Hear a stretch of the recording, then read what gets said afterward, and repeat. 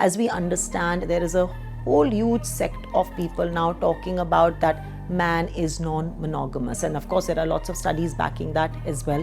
But does that mean that we become a completely free-for-all society? People are now openly accepting the new forms of relationships nowadays, and specifically so in the last 1 year, people are openly writing that they are ethically non-monogamous. What does that mean?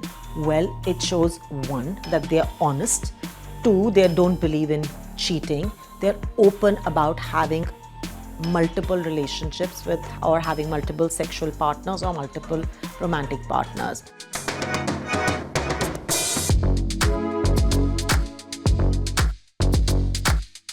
Today we're going to talk about a new trending in love life, how things are changing over the last few years, specifically in the last 5 years, ever since the pandemic struck us. We saw a lot of different ways of people expressing their love amongst couples. We also saw coining of various different kinds of relationships. Of course, the coining was always there, but we also saw the way that they were being professed, and we also saw that the amount of openness now we see in the younger generation, specifically Gen Z, even millennials, how they're open to different kinds of relationships. For example, we have the coinage of polyamory, non-ethical monogamy, open relationships, swinging in relationships, and the latest being LAT, which is living apart together. So what are all these different relationships, and why is this even happening in our society? As we understand, there is a whole huge sect of people now talking about that man is non-monogamous, and of course there are lots of studies backing that as well. But does that mean that we become a completely free-for-all society? Well, everybody's debating it. The answers are yet to come.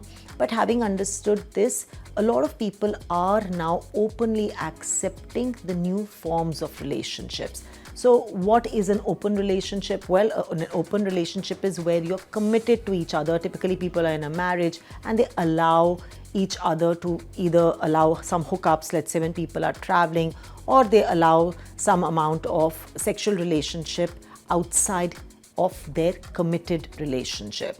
Why is it acceptable? Well, a lot of times it's because, people have mismatched sexual libidos. There are sexless marriages. People could have, one person could be mentally unwell. There could be so many other reasons for this, or simply for recreation purpose, which is a little hard to believe, yes. And then what is swinging? Swinging is nothing. It is recreational. People go to a club or a pub, and it's happening with consent. When you are having, it's more a recreational group-based sexual activity. What about polyamory? Polyamory is also becoming, specifically abroad in the Western world, polyamory is very, very acceptable, by the way. So what is polyamory? Is being in a relationship with more than one person and both the partners knowing about it.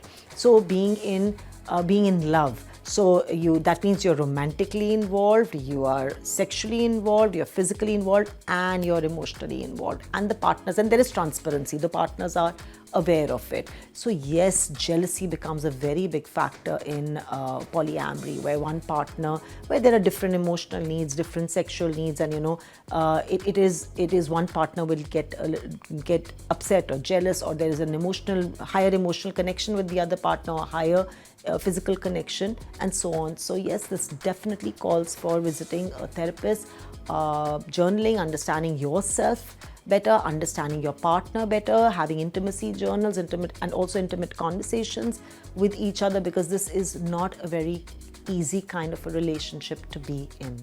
And what about ethical non-monogamy, ENM, or consensual non-monogamy, which has become quite common? In fact, if you open a dating app nowadays, and specifically so in the last 1 year, people are openly writing that they are ethically non-monogamous. What does that mean?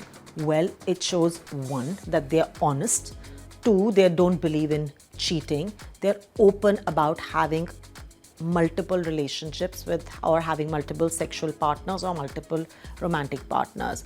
Again, not a very easy thing to deal with for somebody who believes in monogamy. So thereby, I think it is in a way very good that openly people are talking about it. Otherwise, earlier, about 2 years ago, we were constantly hearing about people indulging in dating via apps or via different platforms where one partner was monogamous and or looking for a deeply committed relationship while the other partner was non-monogamous, which led to a lot of heartbreak, feelings of rejection, and it led to multiple issues in mental health. This way, well, at least some people are now openly saying that, well, I am not the one who's going to be committed to one particular person, and I don't wish to be called a cheater or labeled one, and I'm going to do so openly. Like I said, not a very easy way to be with for a monogamous partner, but then there are very many people there are groups of people or very many people who are okay about this kind of an arrangement, and if it is okay, it is okay for both of you, then this is a form where one can enjoy, one can, have great dates, one can enjoy themselves, but it's not a deeply committed relationship to a single person.